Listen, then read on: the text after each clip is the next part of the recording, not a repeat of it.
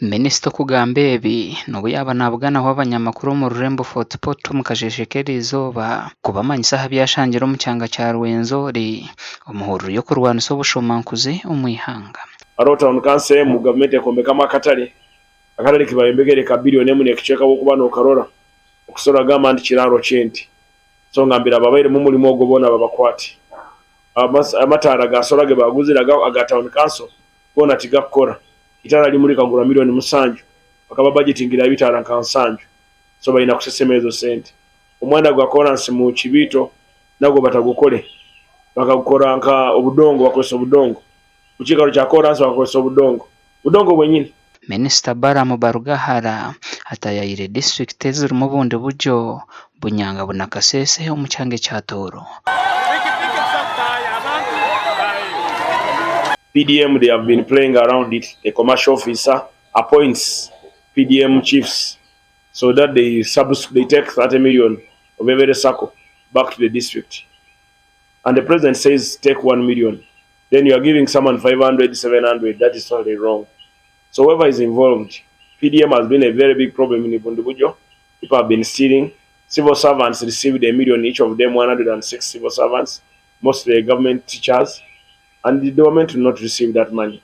Okurugera hari Minisita Baramu abakozi ba government 16 baza kutwarwa mu kote babitebiye kubara kwatwa habwo kubabesherekere bwanyuma yo kuryangatanisa sente za PDM. Taking PDM.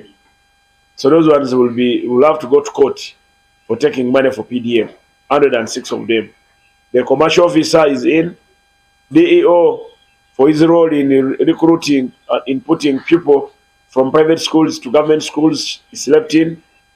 The human resource officer who has been paying ghost teachers and the health workers in Ibundubujo, she slept in. The IT person who's supposed to fill in the PDM information, who put in the information of civil servants in the system for them to defraud the government 106 million, is on the run, but still he will not go. Even if he goes to Congo, we shall pick him. Echero kutangaza ku rugabundu buryo omurutaya yorwa Minisita ruwahibaye ombekero rutindo kandi hataruho mugera gwona. But they are putting up a bridge.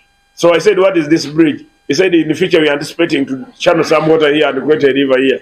So that is Ibundubujo. They have channeled a bridge. They are putting up a bridge where there is no river, and then there is an existing road.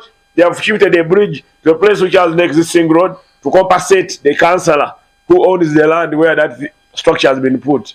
Baramu nagira ngo abebembeze na munonga ba RDC tubakozere kiro kumara okwera abantu ba burijo. Some RDCs indeed have been a disappointment.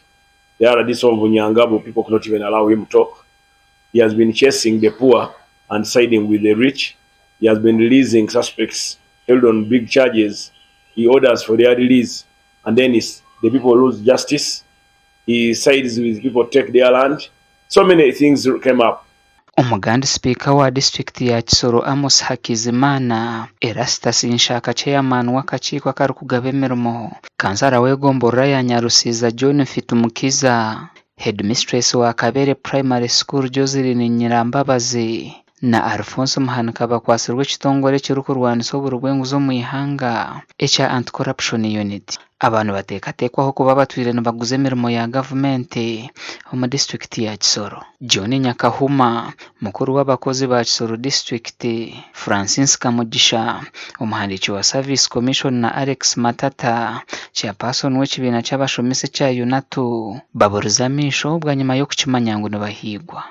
Niricharging abantu babiri nirigama ngo abantu babiri bashimukamba charging akawayiro ka kabiri ka Corruption Act kagama ngo umuntu owabonere sente wakwasire sente ninga dena akawayiro ka kabiri nako akawayiro ka kabiri kagama n'umuntu wahireyo sente bona bashimukamba mba charging.